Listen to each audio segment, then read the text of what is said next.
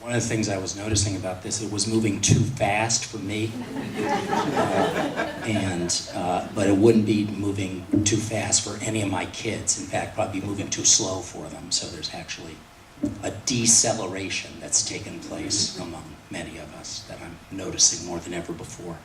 And you know, the other thing that occurs to me is, as an English professor, I mean, I spent all my teaching life working with novels and poems, trying to introduce them to students and get them to understand them, because they are, for most people, unfamiliar, and people need special skills to and certain kinds of knowledge to really mine that unfamiliar territory and make it meaningful for them.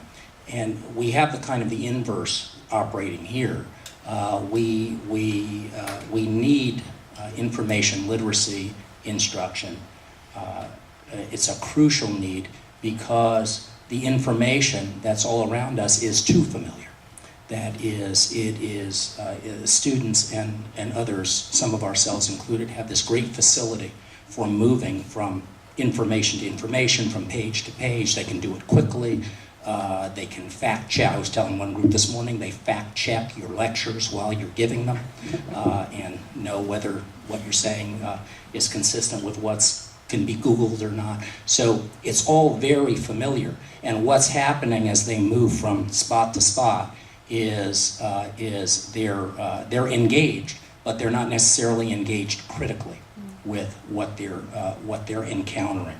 And that's the key. That to take the familiar that's all around us and help our students to engage with it critically as informed consumers, informed citizens, people who can themselves conduct a lively internal dialogue about what they're reading and seeing and share that with others as well. That's the task, and that's why information literacy is so very crucial at this cultural moment for us.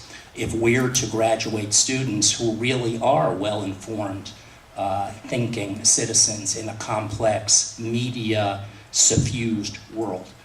So this is a really big project. This couldn't be more important. And it couldn't be more important to sort of replicate the kinds of things that these departments have done throughout the university, so that we become a resource for critical thinking for our students, beyond what we have been in years past, and really move farther into the 21st century with that kind of commitment and energy. So it's very important. I'm really delighted at what people have accomplished. I think this is a great initiative. We are fully behind it and want to do everything that we can to help.